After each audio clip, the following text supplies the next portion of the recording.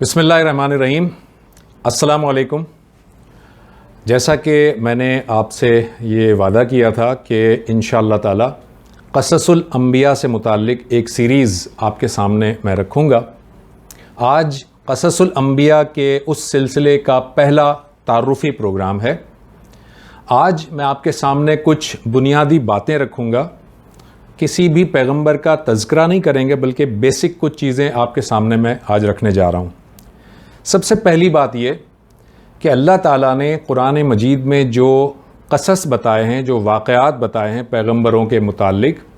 اللہ تعالیٰ نے خود ان کا مقصد کیا بیان کیا ہے۔ چنانچہ ہم دیکھتے ہیں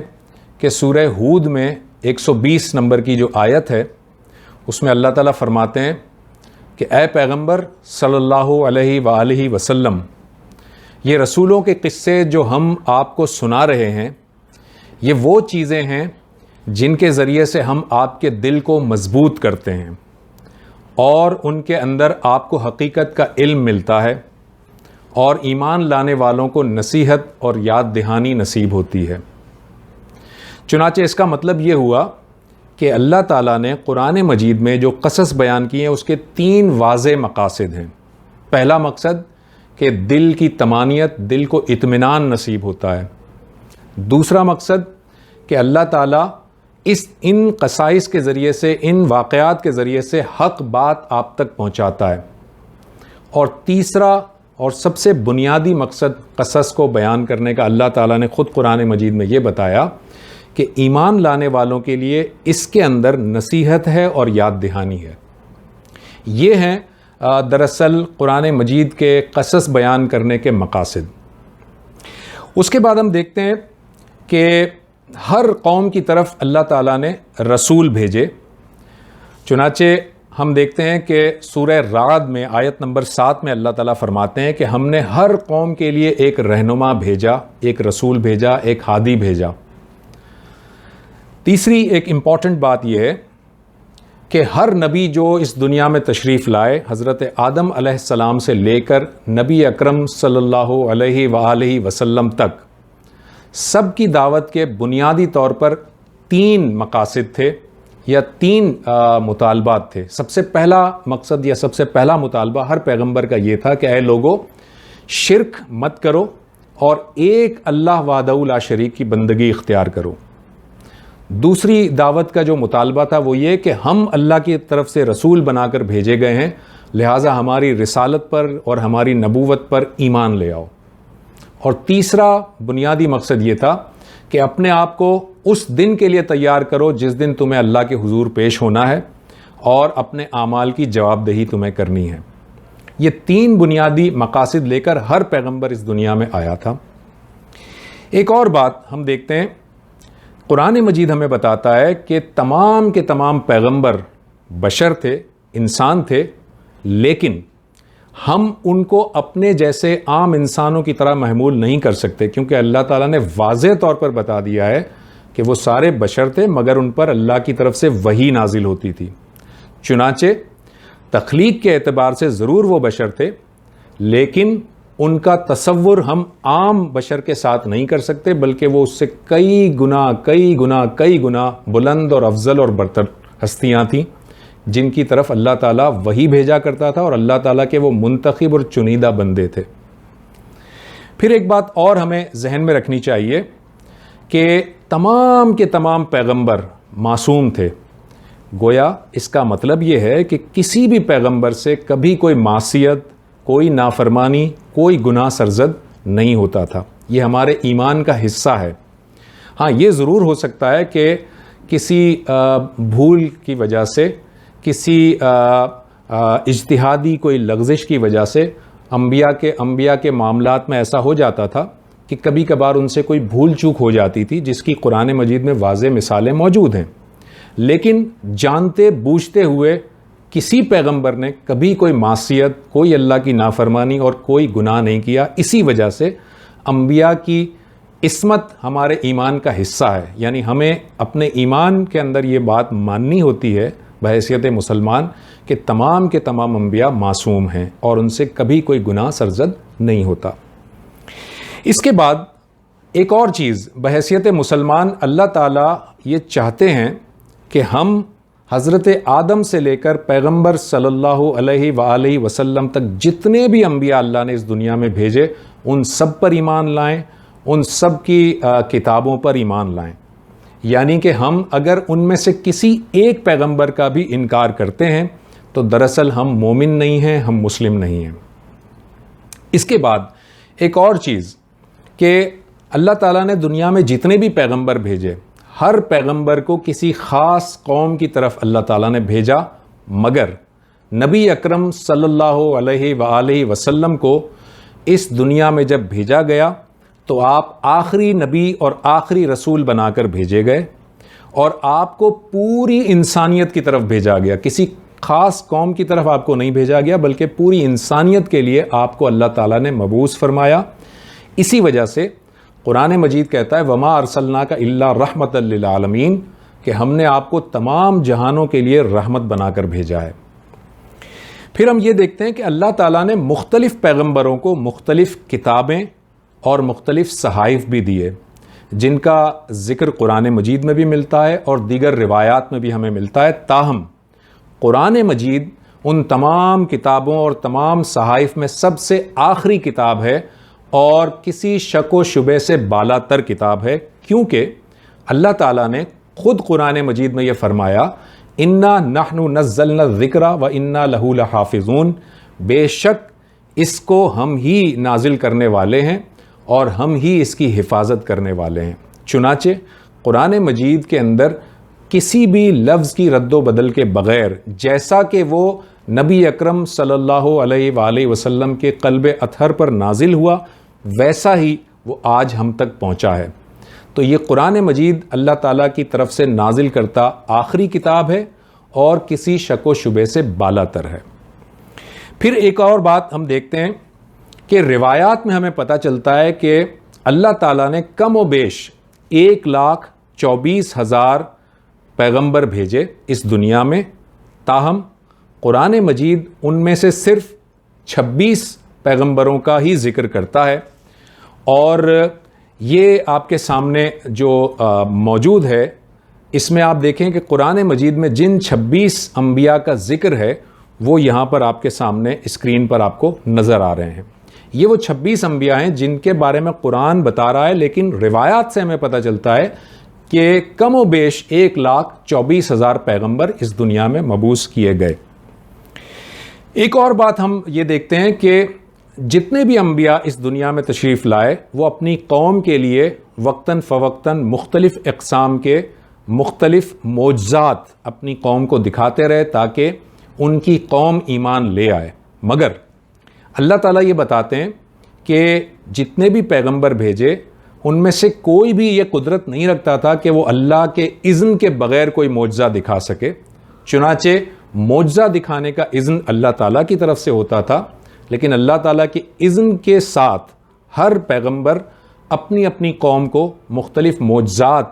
کا ظہور ان سے ہوتا تھا تاکہ وہ لوگوں کو ایمان کی طرف متوجہ کریں. لیکن بہت سارے ایسے لوگ ہوتے تھے جو ان معجزات کو دیکھ لینے کے باوجود پیغمبروں پر ایمان نہیں لاتے تھے. چنانچہ ہم دیکھتے ہیں کہ سورہ مومن آیت نمبر 78 جو ہے اس میں اللہ تعالیٰ فرماتے ہیں آپ سے پہلے بھی ہم نے بہت سے رسول بھیجے ہیں، ان میں وہ بھی ہیں جن کے حالات ہم نے آپ کو سنا دیے ہیں اور وہ بھی ہیں جن کے حالات نہیں سنائے. ان میں سے کسی رسول کی یہ قدرت نہیں تھی کہ اللہ کے اذن کے بغیر کوئی نشانی لے آئے. اس لیے اے نبی آپ انتظار کیجئے، جب اللہ کا حکم آ جائے گا تو پورے انصاف کے ساتھ فیصلہ کر دیا جائے گا. اس وقت یہی اہل باطل خسارے میں ہوں گے. اس کے ساتھ ساتھ اللہ تعالیٰ یہ فرماتے ہیں کہ سورہ الاعراف میں آیت نمبر 101 میں کہ یہ وہ بستیاں ہیں جن کے واقعات کا کچھ حصہ ہم آپ کو سنا رہے ہیں. ان کے رسول ان کے پاس کھلی کھلی نشانیاں لے کر آئے تھے، مگر ایسا نہیں ہوا کہ یہ ایمان لاتے، اس لیے کہ پہلے جھٹلاتے رہے تھے. اللہ منکروں کے دلوں پر اسی طرح مہر لگا دیتا ہے. اس کے علاوہ سورہ ہود آیت نمبر 100 میں اللہ تعالیٰ فرماتے ہیں یہ ان بستیوں کی خبریں ہیں جو ہم آپ کو سنا رہے ہیں، یعنی اے پیغمبر ہم آپ کو یہ سنا رہے ہیں، ان میں سے بعض تو موجود ہیں، یعنی بعض بستیاں ابھی بھی موجود ہیں، اور بعض کی فصل کٹ چکی ہے، یعنی بعض کو ہم نے نیست و نابود کر دیا ہے۔ اس کے علاوہ اللہ تعالیٰ سورہ یوسف آیت نمبر 3 میں بیان کر رہے ہیں، اے پیغمبر صلی اللہ علیہ وآلہ وسلم، اس قرآن کی بدولت جو ہم نے آپ کی طرف وحی کیا ہے، ہم آپ کو ایک بہترین سرگزشت سناتے ہیں۔ حقیقت یہ ہے کہ اس طرح کے واقعات کا آپ پہلے علم نہیں رکھتے تھے۔ چنانچہ ہم نے دیکھا کہ اللہ تعالیٰ نے ان آیات میں واضح طور پر بتا دیا کہ ہم نے کچھ پیغمبروں کے آپ کو واقعات سنائے ہیں، کچھ کے نہیں سنائے، اور اللہ تعالیٰ نے یہ بھی بتا دیا کہ اللہ تعالیٰ نے جو جو قومیں، جن جن قوموں کی طرف یہ رسول بھیجے اپنے، ان میں سے بہت سارے ایسے لوگ تھے جو ان کو جھٹلا دیتے تھے، تو اللہ تعالیٰ نے ان کی بستیاں نیست و نابود کر دیں، اور وہ آج عبرت کا نشان بنی ہوئی ہیں۔ اور پھر اللہ تعالیٰ نے یہ بھی بتا دیا کہ اللہ تعالیٰ بہترین سرگزشت بیان کرتا ہے، یہ خاص کر کے واقعہ یوسف علیہ السلام کی طرف اللہ تعالیٰ کا یہ اشارہ ہے۔ پھر ایک اور اہم بات آپ کو میں یہ بتاتا چلوں کہ ہم اس پورے قصص الانبیاء کی سیریز میں، جیسا کہ میں نے کہا کہ انبیاء تو بہت سارے ہیں، لیکن قرآن مجید میں صرف 26 انبیاء کا ذکر ہمیں ملتا ہے،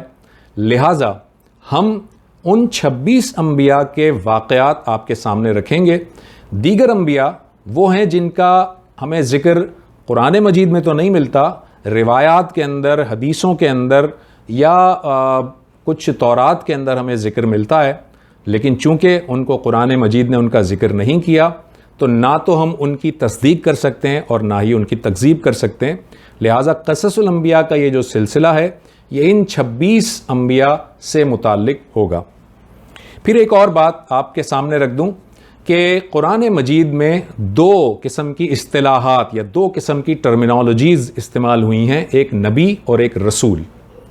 اس کے بارے میں مختلف اوپینین ہیں ہمارے علماء کرام کے کہ نبی اور رسول میں فرق کیا ہوتا ہے۔ کچھ علماء کرام کا یہ خیال ہے کہ نبی اللہ کا منتخب وہ بندہ ہوتا ہے جس پر وحی نازل ہوتی ہے، لیکن وہ صاحب شریعت نہیں ہوتا، وہ کوئی نئی شریعت لے کر نہیں آتا، بلکہ وہ پچھلے انبیاء کی شریعت ہی کی اندر جو ہے وہ لوگوں کو یاد دہانی کرتا ہے، نصیحت کرتا ہے۔ جبکہ رسول اللہ کی طرف سے منتخب کرتا وہ بندہ ہوتا ہے جس پر اللہ تعالیٰ وحی بھی نازل کرتے ہیں، اور وہ کوئی نئی شریعت لے کر، نئی کتاب لے کر آتا ہے۔ گویا ہر رسول نبی تو ہوتا ہے، لیکن ہر نبی رسول نہیں ہوتا، یعنی کہ رسول کا درجہ نبی سے زیادہ بلند ہے۔ یہ ایک انڈرسٹینڈنگ ہے۔ ایک دوسری انڈرسٹینڈنگ وہ یہ ہے کہ نبی جو ہے وہ اللہ کا منتخب وہ بندہ ہوتا ہے جس پر اللہ تعالیٰ وحی نازل کرتے ہیں، لیکن وہ اللہ تعالیٰ کی طرف سے یاد دہانی اور نصیحت اپنے قوم کو کرتا رہتا ہے، وہ ایک طرح سے مصلح کا کام کرتا ہے۔ جبکہ رسول جو ہے وہ اللہ تعالیٰ کی طرف سے منتخب وہ بندہ ہوتا ہے جس پر اللہ تعالیٰ وحی نازل کرتے ہیں، اور وہ رسول اپنی قوم کے اندر اتمام حجت کرتا ہے، پوری کی پوری بات کو صحیح طریقے سے پہنچاتا ہے، اتمام حجت کر دیتا ہے۔ یوں سمجھ لیجئے کہ جب کوئی عذر باقی نہیں رہ جاتا قوم کے پاس، اور اس کے بعد قوم کے جو افراد ایمان لے آتے ہیں، اللہ تعالیٰ ان اہل ایمان کو اور اپنے اس رسول کو بچا لیتا ہے، اور ان کفار کو جو کہ اس رسول کو جھٹلاتے ہیں، اللہ تعالیٰ مختلف طریقوں سے عذاب کی شکل کے اندر ان کو نیست و نابود کر دیتا ہے۔ گویا رسول جو ہوتا ہے وہ اللہ تعالیٰ کی عدالت بن کر آتا ہے اس دنیا میں، اور جیسا کہ آخرت میں، جیسا کہ قیامت کے دن فیصلہ اللہ تعالیٰ کرے گا کامیابی کا اور ناکامی کا، تو اللہ تعالیٰ کی اس عدالت کا ایک چھوٹا سا ڈیمانسٹریشن رسول یہاں پر برپا کر کے دکھا دیتا ہے۔ اس کے اہل ایمان ساتھی بچا لیے جاتے ہیں، اور جو کفار ہوتے ہیں جو اس رسول کو جھٹلاتے ہیں، اللہ تعالیٰ ان پر عذاب نازل کرتا ہے مختلف طریقوں سے۔ کبھی آسمانی عذاب آتا ہے، اور کبھی رسول کے جو ساتھی ہوتے ہیں ان کی تلواروں کے ذریعے سے عذاب آتا ہے، اور کفار کی جڑوں کو کاٹ دیا جاتا ہے۔ گویا اس طرح سے، اس ڈیفینیشن کے لحاظ سے اگر دیکھیں تو جو نبی ہوتا ہے، قرآن مجید میں ہمیں پتہ چلتا ہے کہ نبیوں کو ان کی قوموں نے قتل بھی کیا ہے، جبکہ رسول جو ہے وہ اللہ تعالیٰ کی طرف سے چونکہ اللہ کی عدالت بن کر آتے ہیں، چنانچہ رسول جو ہے وہ ہمیشہ غالب رہتے ہیں، اور یہ بات خود قرآن مجید میں ہمیں پتہ چلتی ہے، جیسا کہ سورہ اسراء آیت نمبر 15 میں ہے، اور ہم کسی قوم کو اس وقت تک عذاب نہیں دیتے جب تک ہم لوگوں کو حق اور باطل کا فرق سمجھانے کے لیے رسول نہ بھیج دیں۔ گویا رسول جب اللہ کی عدالت بن کر آتا ہے تو پھر اللہ تعالیٰ جب پوری کی پوری اتمام حجت ہو جاتی ہے تو پھر اللہ تعالیٰ عذاب کا فیصلہ نازل کرتے ہیں۔ جب تک رسول نہ بھیجیں اللہ تعالیٰ عذاب کا فیصلہ نازل نہیں کرتے۔ اور دوسری بات اللہ تعالیٰ نے سورہ مجادلہ آیت نمبر 21 میں یہ بتائی ہے کہ اللہ نے لکھ دیا ہے کہ میں اور میرے رسول غالب ہو کر رہیں گے، بے شک اللہ زبردست اور زوراور ہے۔ یہاں پر اللہ تعالیٰ واضح الفاظ میں بتا رہا ہے کہ میں اور میرا رسول ہمیشہ غالب رہیں گے۔ اس کا مطلب کبھی بھی قوم جو ہے وہ رسولوں کو مغلوب نہیں کر سکتی۔ یہ نبی اور رسول کا بنیادی فرق ہے، اور اس کے دونوں آراء میں نے آپ کے سامنے رکھ دیے۔ ایک اور بات اس میں ہم بتائیں گے، قصص الانبیاء کی اس پوری سیریز میں جو ہمارا سورس آف نالج ہوگا، جو ہمارا ماخذ ہوگا، وہ قرآن مجید ہوگا۔ قرآن مجید کسوٹی کی حیثیت رکھتا ہے، قرآن مجید ہی ہمارے لیے یارڈ سٹک ہوگا، اور قرآن مجید سے ہم سارے واقعات کو لیں گے، اور اس کے ساتھ ساتھ ماخذ ہم حدیثوں کو بھی لیں گے، حدیث سے بھی جو مستند احادیث ہوں گی ان سے بھی واقعات لیں گے۔ تاہم کچھ جو چیزیں ہوں گی وہ ہم مختلف روایات سے اور تورات سے بھی لیں گے، مگر اس میں اس بات کا خیال رکھا جائے گا کہ تورات سے اگر کوئی چیز لی جا رہی ہے تو وہ ایسی چیز لی جائے گی جو نمبر 1 قرآن مجید سے متصادم نہ ہو، نمبر 2 کوئی ایسی بات نہیں لی جائے گی جس سے کسی انبیاء کی عصمت پر حرف آتا ہو۔ صرف وہ باتیں تورات سے لی جائیں گی جو کہ قرآن مجید میں اور حدیث میں تو نہیں ہوں گی، لیکن ان کو اگر ہم تورات سے لے لیں تو اوورآل اس سے کوئی فرق نہیں پڑتا، ایمانیات میں کوئی فرق نہیں آئے گا۔ مثال کے طور پر اگر ہمیں تورات سے پتہ چلتا ہے کہ فلاں پیغمبر کی عمر جو ہے وہ 300 برس تھی، وہ اگر حدیث میں نہیں بھی ہے اور قرآن میں نہیں بھی ہے، اگر ہم نے تورات سے اسے لے لیا کہ ان کی عمر 300 برس تھی، تو وہ یہ ایک ایسی بات ہے کہ نہ تو اس سے قرآن مجید متصادم ہو رہا ہے، نہ اس سے انبیاء کی عصمت اور آبرو پر کوئی حرف آ رہا ہے، نہ ہی یہ کوئی ایسی بات ہے جس کا تعلق ایمانیات سے ہے کہ اگر ہم 300 سال ان کی عمر کو تسلیم کر لیں تو ایمانیات میں کوئی خلل پیدا ہو جائے گا۔ یا مثال کے طور پر تورات میں لکھا ہے کہ فلاں پیغمبر نے 2 شادیاں کی تھیں، یا مثال کے طور پر تورات میں لکھا ہے کہ فلاں پیغمبر کی اتنی اولاد تھی، یا مثال کے طور پر یہ لکھا ہے کہ فلاں پیغمبر اس جگہ پر ہجرت کر کے گئے۔ تو ایسی تمام باتیں جو کہ قرآن مجید جس کے بارے میں خاموش ہوگا، روایات جس کے بارے میں خاموش ہوں گی، وہ ہم تورات سے لیں گے، مگر وہ بھی وہ باتیں جن کا تعلق ایمانیات سے نہیں ہوگا، جو قرآن مجید سے متصادم نہیں ہوں گی، جن سے کہ انبیاء کی عصمت اور آبرو پر کوئی حرف نہیں آتا ہوگا۔ ایک اور بات آپ کے سامنے رکھتا چلوں کہ جب قصص الانبیاء ہم بیان کریں گے تو ہمارے مختلف مسلم اسکالرز نے قصص الانبیاء بیان کرنے میں مختلف باتیں بھی بیان کی ہیں جو بظاہر ایک دوسرے سے مختلف ہیں۔ ہم آپ کے سامنے جو مختلف اوپینین ہوں گے علماء کرام کے، جو مشہور اوپینین ہوں گے، وہ سارے آپ کے سامنے رکھیں گے، کسی ایک پر اکتفا نہیں کریں گے بلکہ وہ سارے اوپینین آپ کے سامنے رکھ دیں گے۔ جیسا کہ میں نے ابھی بتایا کہ نبی اور رسول میں جو فرق ہے اس کے بارے میں 2 واضح اوپینین موجود ہیں، وہ دونوں میں نے آپ کے سامنے رکھ دیے۔ آخری بات اور وہ یہ ہے کہ مجھے بہت سارے لوگوں نے، جب میں نے یہ قصص الانبیاء کا پرومو اپلوڈ کیا تھا تو اس میں لوگوں نے کہا کہ آپ اس میں امیجز اور ویژولز جو دکھانا چاہتے ہیں، یہ انبیاء کے امیجز دکھانا گستاخی ہے۔ تو میں یہاں پر واضح کر دوں کہ میں قطعی طور پر ان ہستیوں کی امیجز نہیں دکھا رہا، نہ یہ میری مجال ہو سکتی ہے، اور نہ ہی میں کوئی ایسی توہین آمیز حرکت کر سکتا ہوں۔ امیجز اور ویژول کا مطلب یہ ہے کہ جن جن انبیاء کے متعلق جن کے مقبرے، جن کی قبریں کہیں پر موجود ہیں، کہیں عراق میں موجود ہیں، کہیں فلسطین میں موجود ہے، کسی اور جگہ موجود ہے، وہ آپ کو دکھائی جائے گی تبرک کے طور پر۔ یا مثال کے طور پر اگر ہمیں یہ پتہ چلے کہ فلاں پیغمبر نے اس غار میں پناہ لی تھی، اس پہاڑ کے اندر پناہ لی تھی، جس کے بارے میں روایات میں موجود ہے کہ یہاں پر فلاں پیغمبر آئے تھے، تو میں وہ اس کی تصویر کوئی دکھا دوں گا، یا فلاں پیغمبر کے فلاں کوئی چیز ہے اس کے بارے میں کوئی تصویر دکھا دی جائے گی، یا فلاں پیغمبر نے اس کنویں سے پانی پیا تھا اور وہ کنواں اگر آج بھی موجود ہے تو وہ ایک تصویر دکھائی جائے گی۔ تو اس طرح سے مختلف تصاویر ہوں گی جو دکھائی جائیں گی، اور وہ بھی ان روایات کے اندر ہمیں ملتی ہیں۔ ظاہر ہے اس کے اندر بھی ایمانیات کا کوئی حصہ نہیں ہے، یعنی اگر ہم ان تصاویر کو مانتے ہیں اوتھنٹک تو بھی ٹھیک ہے، اور اگر ہم نہیں مانتے تو بھی اس سے کوئی فرق نہیں پڑتا۔ امید ہے آپ کو یہ پورا انٹروڈکشن سمجھ آ گیا ہوگا۔ یہ ساری باتیں کرنی اس لیے ضروری تھیں تاکہ آئندہ جب ہم قصص الانبیاء کی سیریز کو اسٹارٹ کریں تو پہلے بنیادی نکات آپ کے سامنے سارے موجود ہوں۔ انشاءاللہ تعالیٰ اب اگلے ایپیسوڈ میں حضرت آدم علیہ السلام سے متعلق ان کی سیرت بیان کروں گا۔ تب تک کے لیے مجھے اجازت دیجیے۔ اللہ حافظ۔